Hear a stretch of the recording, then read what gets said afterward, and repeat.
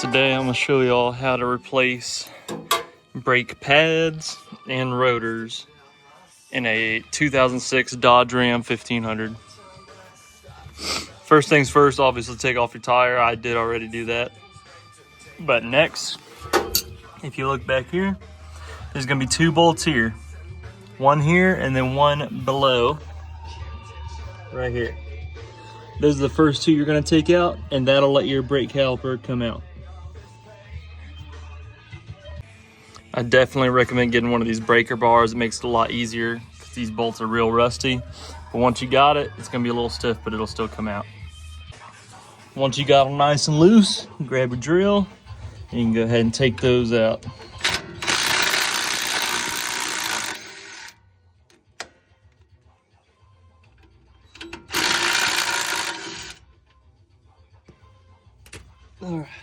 Whenever you take this off, make sure not to let it fall, because you do not want this line to break.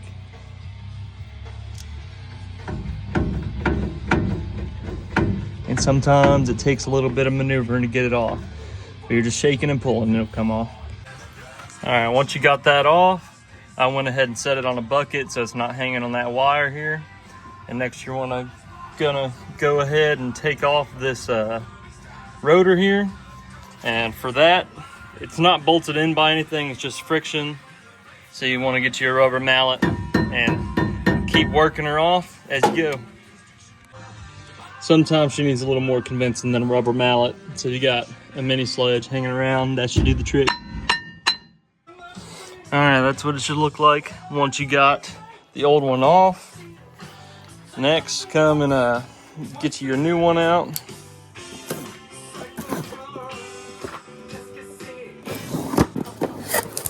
And that's about what it should look like for this model at least. If you don't know what you need, just go to your local auto parts store, AutoZone, O'Reilly, that sort of deal. But yeah, we're gonna slide this one back on in here in just a second. All right, now that you got the rotor finished, what you're gonna do is there's two bolts here. There's this one and this one. You're gonna go ahead and undo those in order to get this piece apart. All right, once you got these guys broken off, you can go ahead and remove them. Well, not broken, but you know what I mean, loose.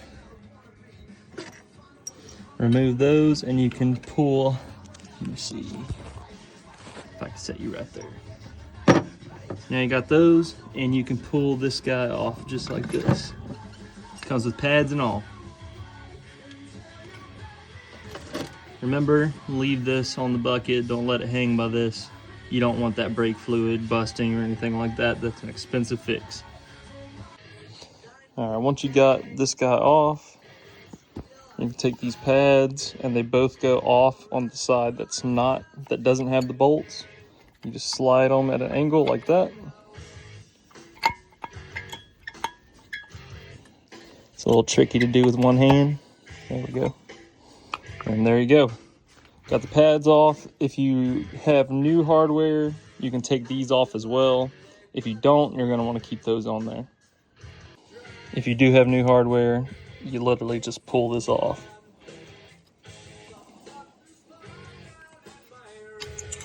Just like that on both sides. So just a little PSA. You can see these new brakes. You can see how bad my brakes were here wearing out. And then we got the new pad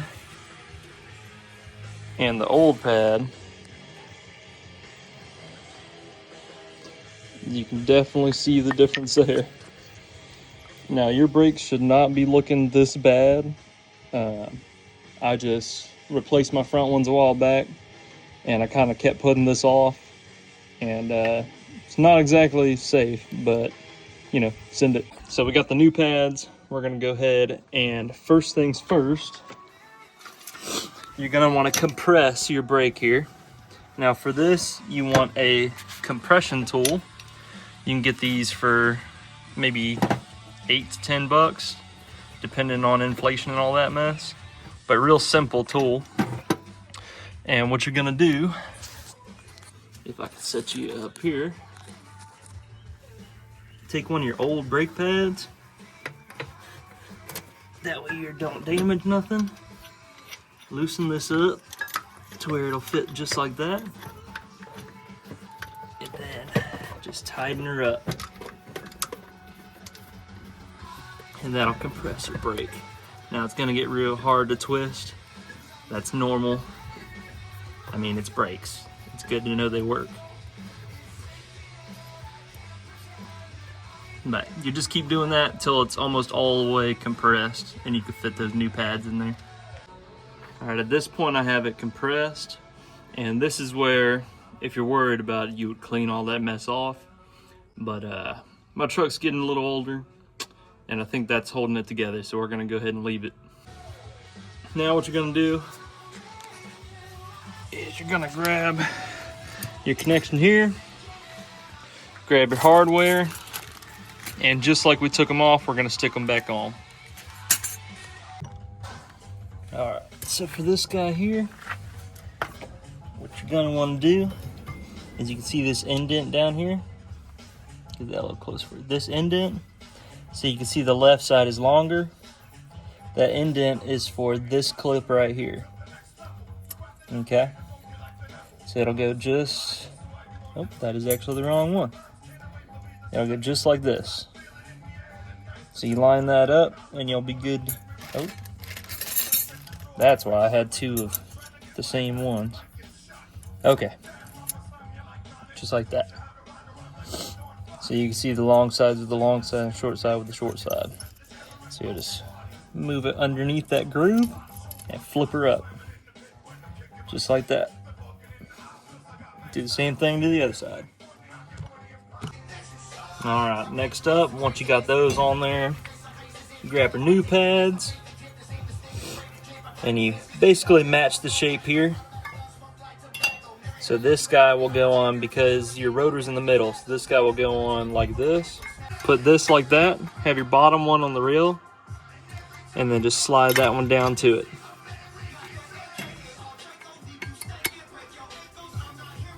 Might take a little bit of a nudge to get it past the clip.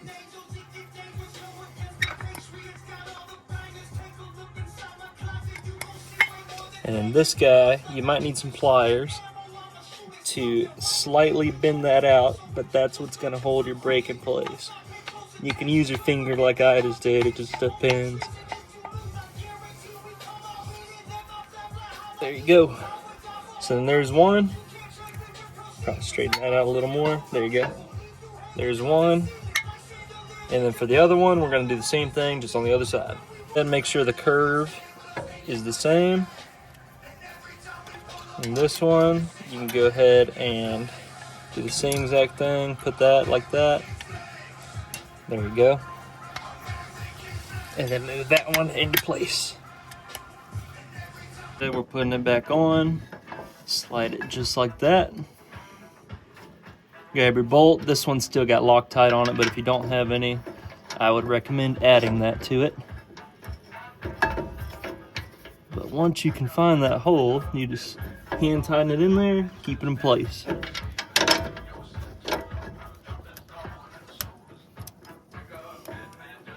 Just like that, and then I'm gonna grab my drill and go ahead and tighten those down.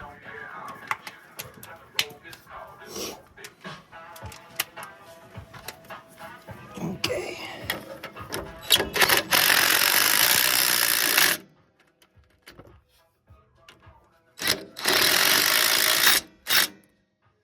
Okay, so do not, if you have this type of drill, over tighten those and snap that bolt, because that will be a whole mess to try to fix.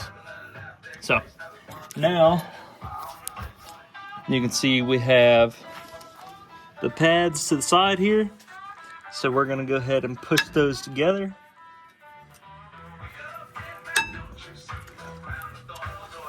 And then I gotta lift this tab. It's gonna take both hands, but I'm gonna lift that tab and just push this guy over towards it. All right, so now you can take this compression off. It will try to go ahead and go out, so you gotta be kind of quick with it. But you just line it up back where you had it.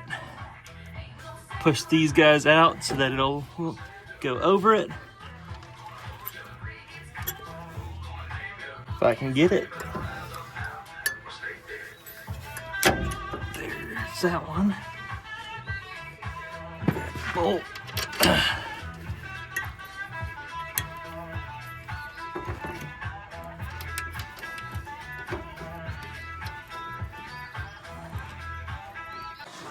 Alright guys, so I took this one back out to lift it to get that one in place, and now this one goes into place here. So, a little something I learned while I was doing this. I've done them before, but you always forget in between. But now go ahead and finger tight a little bit. And then you can use your drill and tighten those down. It is a 10 millimeter. By the way, I probably should have mentioned that earlier. Again, don't over tighten these.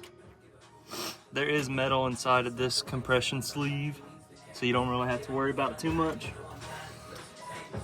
Now, that's pretty much it. That's all you gotta do. Should look something like this.